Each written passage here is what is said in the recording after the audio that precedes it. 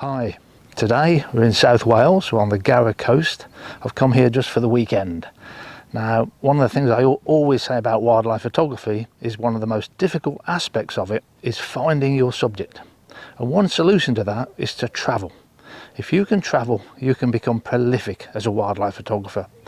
So I came to this car park this morning, got here about 5:30, hardly any people then, a few dog walkers, and that was about it. Lots of litter from overnight, but I haven't done anything exciting. Maybe it's just been blackbirds, song thrush and rabbits so far, but I've really enjoyed doing it. And you think, well, why can't I do these at home? There just isn't the opportunity. I've got plenty of blackbirds and song thrushes close to home, but here they're just tame. They're used to all the people. There's loads of benches here because people are sitting here in large numbers. The grass is short, the song thrushes are picking up the worms, taking no notice of people.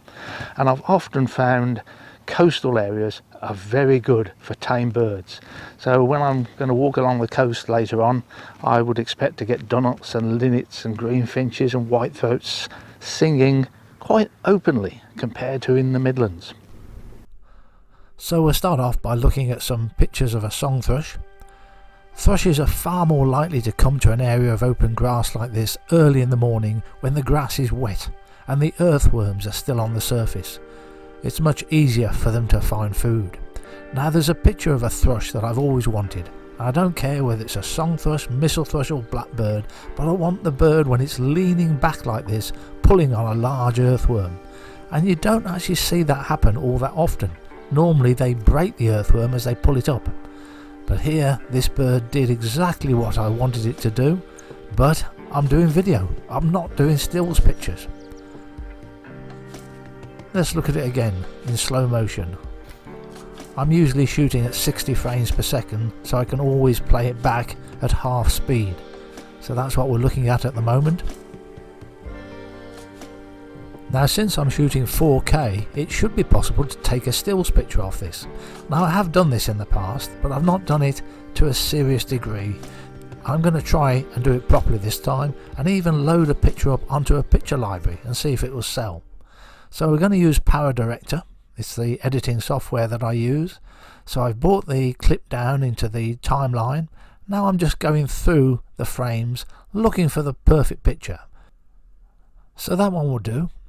So all we have to do now is to press the camera button, and that will take a snapshot of the frame of that song thrush.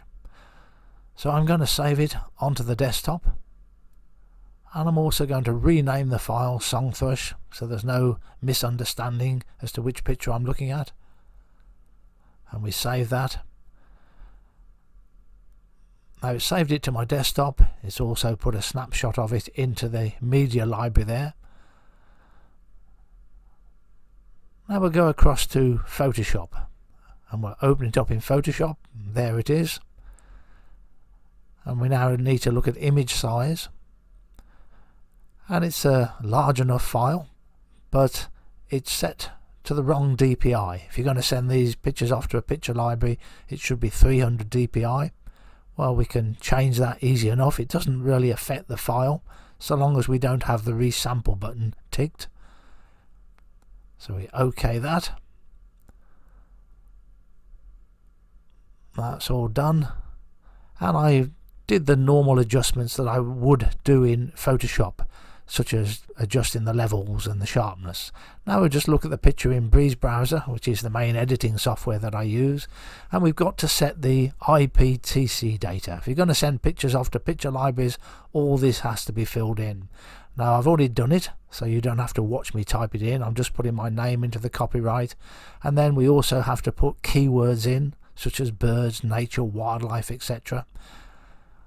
I do this for every picture that I keep, because every picture I keep goes off to somewhere to try and make money from it. Now we'll go on to the Alamy picture library, a very well known library, and we tick the box to say it's a photograph, and then we browse to it on the desktop. We find that picture. So I've never done this before. I've never loaded a stills picture taken from a video clip. Be interesting to see if it's acceptable. It should be. It's got the right specification, so it's loading now. And now it goes through a quality control. Once I click this button, and a few hours later when I came back to look at it, it had been accepted, and I've since loaded it up onto other picture libraries too. A Blackbird doing much the same. I have shot a few clips at 8K, but I haven't really got round to analysing them yet to see just how good the quality is. But each stills picture at 8K is going to be a very large file. Blackbird has broken up this worm, then he gathers them into his bill and flies off to his nest. There's also rabbits coming in, again very early in the morning before lots of people turned up. I like the fact the background behind the rabbit was so far out of focus. And if I could line up correctly, I could get the sea behind the rabbit, although you can't tell whether that's sky or sea. But it's nice to have the blue colour there. Colour's very important in a picture, so I'm always looking for bright colours when I can find them.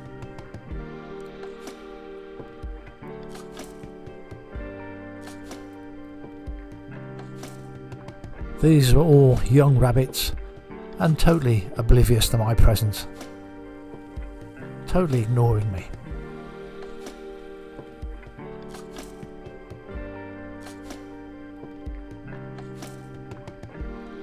And just one stills image of the rabbit before we move up onto the footpath around the cliffs. It's 9:30. I've made my way along this footpath to the next bay and back again. I'd normally pack up at 10 o'clock because the light becomes too strong and too high in the sky, but there's a thin veil of cloud come over the sun, so I could keep photographing. At the same time, this footpath has become so busy with people and keep flushing the birds. You need the people to have tame birds, but then you also need the people to disappear at times, which is why you come very early in the morning. One very typical bird of these coastal footpaths is stonechats, and they are usually very tame and very approachable. They're just so used to people walking along this path. These are all taken with the Sony A1 and the 200-600 zoom, sometimes with a 1.4 extender on, and sometimes with a 2x extender on too. I don't really want the bird against the skyline because it's white, better when they've got a green background. Oh, and this is the female.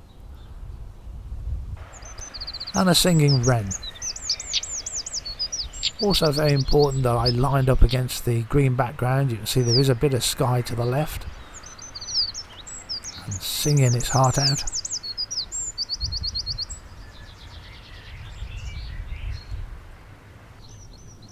I did get a very brief bit of footage of a dunnock. It was building its nest, and when it came in with large mouthfuls of nesting material, it always kept a low profile. And a common white-throat, another bird that in the middle of the countryside you don't normally get close to, but around our coasts you can. I was stuck with the white sky here, no way to avoid it. I like colour in the sky. I don't mind a dark moody sky or blue sky, but I don't like white skies. Very noisy bird, very common. And a song thrush, not the same one that we were looking at earlier. Clearly on its way back to the nest.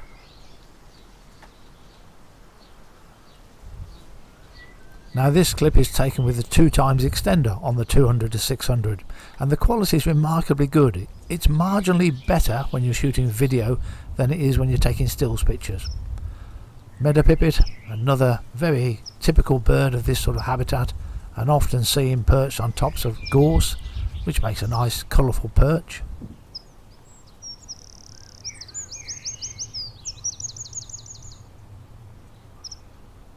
I'm always aiming for clean backgrounds, and I like it when there's two tones there as well, so I've deliberately included a bit of sky, and that's just a question of adjusting the height of your tripod. So you've got just a bit of blue up in the top half of the picture, and that's the sort of picture I try to avoid, a messy background.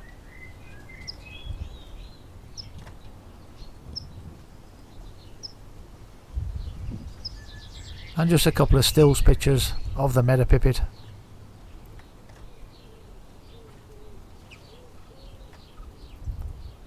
and thanks for watching.